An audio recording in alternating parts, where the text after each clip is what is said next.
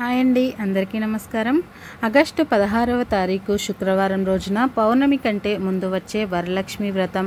ఈ వరలక్ష్మి వ్రతంలో రోజు లేదా వరలక్ష్మి వ్రతంలోపు ఇంట్లోకి ఈ 3 వస్తువుల నుండి ఏ ఒక్క వస్తువును తెచ్చుకున్నా మీ జన్మ ధన్యం అవుతుంది. సిరులను ఇచ్చి వరాల వర్షాన్ని కురిపించే వరలక్ష్మీదేవి యొక్క అనుగ్రహాన్ని తప్పకుండా పొందుతారు. శ్రావణ మాసంలో వచ్చే ఈ వరలక్ష్మి వ్రతానికి చాలా ప్రత్యేకత ఉంటుంది. వరలక్ష్మి వ్రతం రోజున ప్రతి స్త్రీ కూడా వరలక్ష్మీదేవిని పూజిస్తూ ఉంటారు. వారి స్తోమతను బట్టి వారు వ్రతాలను పూజలను చేసి ముత్తైదువులను పిలిచి వాయినాలను అందిస్తూ ఉంటారు. అయితే ఈ వరలక్ష్మి వ్రతం పూజలో తప్పకుండా ఉండవలసిన కొన్ని వస్తువులను ఇంట్లోకి తెచ్చిపెట్టుకోవాలి. వరలక్ష్మి వ్రతం అంటే లక్ష్మీదేవికి చాలా ఇష్టం. ఈ వరలక్ష్మి వ్రతం పూజలు అంటే ఈ వ్రతంలో ఈ వస్తువులను పెట్టడం వల్ల లక్ష్మీదేవి తప్పకుండా కరుణిస్తుంది. ఖచ్చితంగా మీ పూజకి సంపూర్ణ ఫలితం అనేది వస్తుంది. వరలక్ష్మి వ్రతం శుక్రవారంతో కలిసి వస్తుంది. ఎంతో పవిత్రమైనటువంటి ఈ వరలక్ష్మి వ్రతం రోజున ప్రతి ఆడవాళ్ళు కూడా ముందుగానే నిద్ర లేవాలి. సూర్యుడు ఉదయించక ముందే నిద్ర లేవాలి. బ్రహ్మ ముహూర్తంలో కానీ సాయంకాలం 6 గంటల 30 నిమిషాల నుండి రాత్రి 10 గంటలలోపు కానీ ఈ వ్రతాన్ని ఆచరించాలి. ఈ వ్రతాన్ని ఎవరైనా ఆచరించవచ్చు. వ్రతం చేసే ప్రతి స్త్రీ కూడా ఈ వ్రతం ఆచరించడానికి నియమ నిబంధనలు అనేవి చాలా తక్కువ. అంటే పీరియడ్స్లో ఉండే మహిళలు, అంటూ ముట్టు ఉండేవారు తప్ప మిగతా అందరూ ఈ వ్రతాన్ని ఆచరించవచ్చు. ఈ వ్రతాన్ని ఆచరించిన వారికి లక్ష్మీదేవి కటాక్షం ఖచ్చితంగా కలుగుతుంది. ఏ కోరిక కోరినా తప్పకుండా నెరవేరుతుంది. ఇక మీ యొక్క దరిద్రాలు తొలగిపోయి అదృష్టం అనేది కలిసి వస్తుంది. వరలక్ష్మి వ్రతం పూజలు చేసే ప్రతి స్త్రీ కూడా ఎంతో భక్తి శ్రద్ధగా ఉండాలి. ఆ రోజు మొత్తం ఉపవాసం పాటించాలి. అంతేకాదు వరలక్ష్మి వ్రతం రోజున ముత్తైదువులకి అంటే చాలామంది ఈ వ్రతం అంటే ఖర్చుతో కూడుకున్నది అని అనుకొని ఉంటారు. ఈ వ్రతాన్ని మనం చేయలేమేమో అని భావిస్తూ ఉంటారు. కాకపోతే ఈ వ్రతాన్ని సాంప్రదాయంగా చాలా సింపుల్గా ఉన్న దాంట్లోనే భక్తి శ్రద్ధగా కూడా ఆచరించవచ్చు. అయితే మనం తాంబూలంలో కూడా మన స్తోమతకి తగినట్లుగా ఇది ఎవరైనా ఈ వ్రతాన్ని ఆచరించవచ్చు. అంటే తాంబూలంలో 2 వక్కలు, 2 ఆకులు అంటే 2 తమలపాకులు, ఈ 2 వక్కలు పసుపు, కుంకుమ, పూలు, గాజులు, అలానే 2 రవిక కనుములు ఉంటాయి కదా, వాటిని ఇవ్వాలి. అంటే తాంబూలంలో తప్పకుండా ఉండవలసిన వస్తువులు. వాటితో పాటు ఏదైనా తీపి పదార్థం, 2 పండ్లు, వీటిని తప్పకుండా మనం తాంబూలలో అమర్చాలి.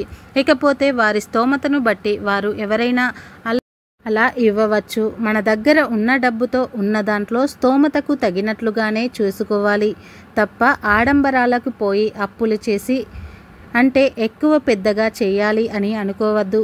ఏ పూజ అయినా ఏ వ్రతమైనా శాస్త్రీయ పరంగా అప్పులు లేకుండా సింపుల్గా అత్యంత భక్తితో చేయాలి. అప్పుడే ఆ పూజకి వ్రతాలకి ఫలితం అనేది అధికంగా ఉంటుంది. ఇలా వరలక్ష్మి వ్రతాన్ని ఆచరించడం వల్ల దరిద్రం మొత్తం కూడా తొలగిపోయి అదృష్టం అనేది కలిసి వస్తుంది. వరలక్ష్మి వ్రతం పూజ అయ్యే వరకు ఏమీ కూడా తినకూడదు. ముఖ్యంగా ఈ వరలక్ష్మి వ్రతం రోజున ఉపవాసం పాటించాలి. దానితో పాటు ఉల్లి వంటివి అసలు తినకూడదు. లక్ష్మీదేవికి ఇష్టమైనటువంటి తీపి పదార్థాలు కానీ లేదా అమ్మవారికి పెట్టే నైవేద్యాలు కానీ మనము ఎన్ని అయితే చేసే ఓపిక ఉంటుందో అంతవరకు చేసినా పర్వాలేదు. ఇక 9 రకాలు చేయాలి, 15 రకాలు చేయాలి అన్నట్టు కాకుండా అమ్మవారికి మనం మనస్ఫూర్తిగా 5 రకాల వంటలు చేసినా లేదా 3 రకాల వంటలు చేసినా పర్వాలేదు. ఈ వంటల్లో ముఖ్యంగా శనగలు, అలానే పులిహోర లేదా ఇంకొక పాయసం, ఈ 3 ఉన్నా సరిపోతుంది. ఇలా చేసినా సరిపోతుంది. లేదా పులిహోర, శనగలను పెట్టినా, ఇక ఏదైనా తీపి పదార్థాన్ని పెట్టినా సరిపోతుంది. ఈ విధంగా అమ్మవారి పూజలో తప్పకుండా చేసుకోవాలి. ముఖ్యంగా అమ్మవారి పూజలను మనం చేసే ముందు ఇంట్లో కొన్ని నియమాలు, నిష్టలు పాటించాలి. అవి ఏమిటి అంటే కనుక వరలక్ష్మి వ్రతం చేసే రోజు ఉదయాన్నే నిద్రలేవాలి. సూర్యుడు ఉదయించక ముందే బ్రహ్మ ముహూర్తంలో నిద్రలేచి ఇల్లు వాకిలి శుభ్రం చేసుకొని వాకిట్లో అందమైన ముగ్గులను పెట్టుకొని తర్వాత శుచిగా స్నానం ఆచరించాలి. లక్ష్మీదేవికి ముగ్గులు అంటే చాలా ఇష్టం కాబట్టి తప్పకుండా ముగ్గులను పెట్టి తర్వాత శుచిగా స్నానం ఆచరించాలి. గుమ్మానికి ఇరువైపులా కూడా అష్టాదళ పద్మం ముగ్గులను వేయాలి. అలా వేయటం వల్ల లక్ష్మీదేవి అనుగ్రహం అనేది లభిస్తుంది. అదేవిధంగా అమ్మవారికి తామర గింజలు అంటే చాలా ఇష్టం. ఇక అలానే ఆ రోజు ఆకుపచ్చ రంగు లేదా ఎరుపు రంగు ఉతికిన శుభ్రమైన దుస్తువులు ధరించాలి. చిరుగులు ఉండే దుస్తువులను అసలు ధరించకూడదు. చిరుగులు ఏమీ లేకుండా శుభ్రమైన రంగు దుస్తువులను ధరించాలి. అలా ధరించి చేతి నిండా గాజులు వేసుకోవాలి. ఆ గాజులు అనేవి లక్ష్మీదేవికి చాలా ఇష్టం. ఆడవాళ్ళకి గాజులు చాలా అలంకారంగా కనిపిస్తాయి. సాక్షాత్తు లక్ష్మీదేవి అనుగ్రహం కలిగి ఉన్నట్లుగా ముఖం కూడా లక్ష్మీదేవితో కలకలలాడుతూ ఉంటుంది. లక్ష్మీ కళతో కలకలలాడుతూ ఉంటుంది. అదేవిధంగా చేతికి తప్పనిసరి గాజులను కూడా వేసుకోవాలి. లేకపోతే లక్ష్మీదేవికి ఇష్టమైనటువంటి వస్తువుల్లో ఎక్కువగా నచ్చే వస్తువు, అమ్మవారికి ఇష్టమయ్యే వస్తువు ఏమిటి అంటే తామర గింజలు లేదా తామర పువ్వులు. అంటే ఈ 2 రకాలు ఉంటాయి. వాటిని పూల్ మకానా అంటాము. తెల్లగా ఉంటాయి. ఇక కొన్ని ఏమో బ్లాకులో ఉన్నాయంటే బ్లాక్ కలర్లో ఉంటాయి. అవేమో మనం తామర గింజలు అంటాం.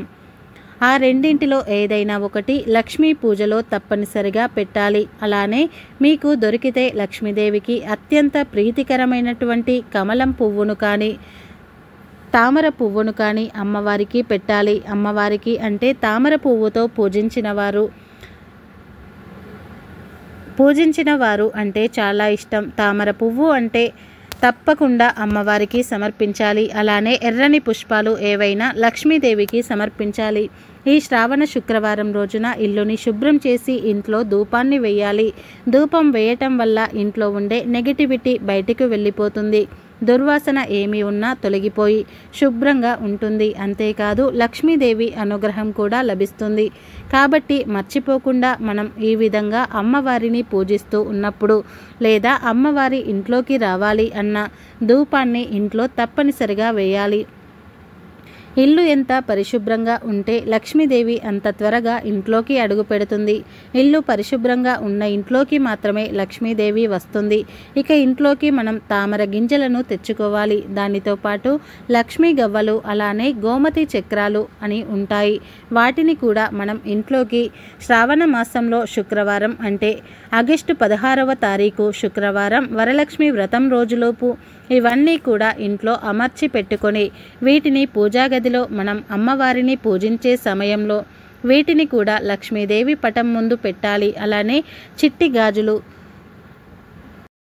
దానితో పాటు 2 ఏనుగులు తొండంతో అభిషేకం చేస్తున్నట్లుగా పట్టుకొని ఉంటాయి కదా, అలాంటి ఏనుగు బొమ్మలు కానీ 2 పాలిస్తున్నటువంటి ఆవు యొక్క ప్రతిమలు ఉంటాయి కదా, ఆ విధంగా ఉండే ఆవు విగ్రహాలు అయినా తెచ్చుకొని లక్ష్మీదేవి అమ్మవారి ఫోటోకి ఇరువైపులా కూడా పెట్టాలి. అవి ఏనుగు అయినా పర్వాలేదు, పాలిచ్చే ఆవు యొక్క విగ్రహాలు అయినా పర్వాలేదు. వాటిని పెట్టడం వల్ల తప్పకుండా లక్ష్మీదేవి సిరుల వర్షాన్ని కురిపిస్తుంది అని శాస్త్ర పండితులు వివరిస్తున్నారు. అదేవిధంగా లక్ష్మీదేవికి ఎంతో ప్రీతికరమైన పచ్చకర్పూరం. ఈ పచ్చకర్పూరం మంచి సువాసన కలిగి ఉంటుంది. పచ్చకర్పూరాన్ని వెలుగుతున్న దీపంలో వేసిన లేదా పచ్చకర్పూరాన్ని నలిపి ఈశాన్య దిక్కున కానీ ఉత్తర దిక్కున కానీ పెట్టిన లక్ష్మీదేవి కటాక్షం కలుగుతుంది. ఇంట్లో ఉండే చెడు మొత్తం తొలగిపోతుంది. అదేవిధంగా లక్ష్మీదేవికి ఎంతో ఇష్టమైనటువంటి వాటిల్లో గల్లులుప్పు కూడా ఒకటి.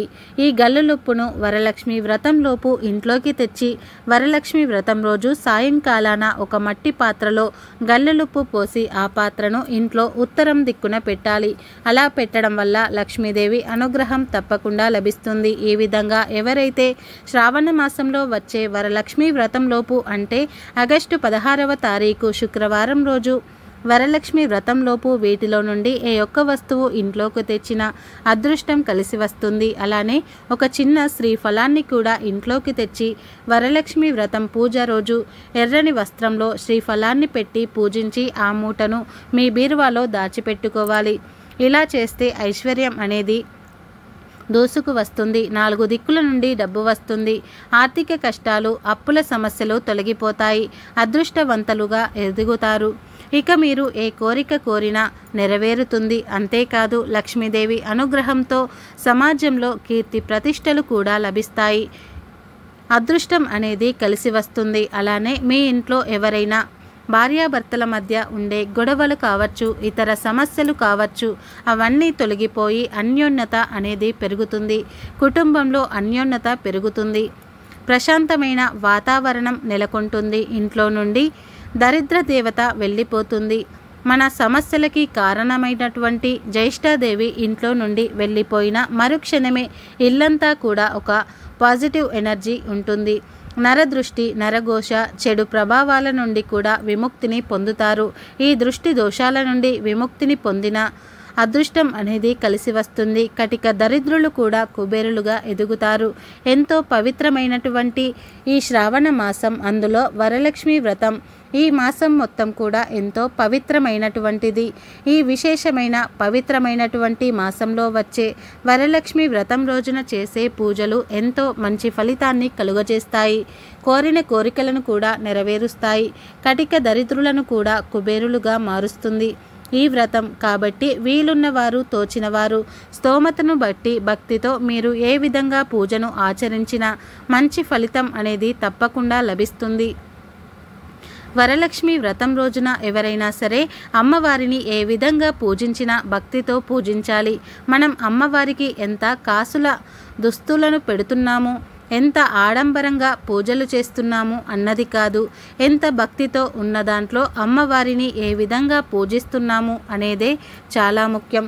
కాబట్టి వరలక్ష్మి వ్రతం రోజున కానీ, వరలక్ష్మి వ్రతం లోపు కానీ ఈ వస్తువులను తెచ్చి లక్ష్మీదేవి పటం ముందు పెట్టి పూజించండి. అలానే ఈ మాసంలో ఆడవారు చేతికి చక్కగా మంచి గాజులను వేసుకోవాలి. అలా వేసుకోవడం వల్ల లక్ష్మీదేవి అనుగ్రహం తప్పకుండా లభిస్తుంది. ఐశ్వర్యవంతులుగా ఎదుగుతారు. మీ యొక్క దారిద్రాల నుండి విముక్తిని పొంది, కష్టాల నుండి విముక్తిని పొంది ఆరోగ్యంగా ఉండగలుగుతారు. ఈ వరలక్ష్మి వ్రతంలోపు గల్లులుప్పుని కూడా మర్చిపోకుండా ఇంట్లోకి తెచ్చుకోండి. అలానే చిన్న గాజులు, చెప్పినట్లుగా తామర గింజలు, శ్రీఫలం, లక్ష్మీ గవ్వలు, గోమతి చక్రాలు ఇంట్లోకి తెచ్చుకోవాలి. పచ్చకర్పూరం వీటిని ఇంట్లోకి తెచ్చి అమ్మవారిని పూజించాలి. అలానే ఏనుగు బొమ్మలు అంటే ఏనుగు యొక్క విగ్రహాలను కూడా తెచ్చి వరలక్ష్మి వ్రతంలో పూజలు ఉపయోగించాలి. ఈ లక్ష్మీదేవి పటానికి ఇరువైపులా కూడా వాటిని పెట్టి పూజించాలి. ఇలా చేస్తే లక్ష్మీదేవి సంతోషిస్తుంది. కలశాన్ని కూడా చాలా సింపుల్గా రాగి చెంబులో మనకు నచ్చిన విధంగా పెట్టి పూజించాలి. అలా చేయటం వల్ల లక్ష్మీదేవి అనుగ్రహం లభిస్తుంది. ఏ పూజ చేసినా ఆడంబరం లేకుండా ప్రశాంతంగా, మనశ్శాంతితో, భక్తిగా, నిర్మలమైన మనస్సుతో చేయాలి. అప్పుడే పూజకి సంపూర్ణ ఫలితం లభిస్తుంది. మరి తెలుసుకున్నారు కదా, ఎంతో శక్తివంతమైన ఈ యొక్క శ్రావణ మాసంలో వచ్చే 16వ తారీఖు శుక్రవారం రోజున వరలక్ష్మి వ్రతాన్ని ఏ విధంగా చేయాలి అని మరి తెలుసుకున్నారు కదా. ఈ వీడియో నచ్చితే లైక్ చేయండి, షేర్ చేయండి. అలాగే కామెంట్ బాక్స్లో ఓం లక్ష్మీదేవియే నమః అని తప్పకుండా కామెంట్ చేయండి. ఈ వీడియో పూర్తిగా చూసినందుకు ధన్యవాదాలు.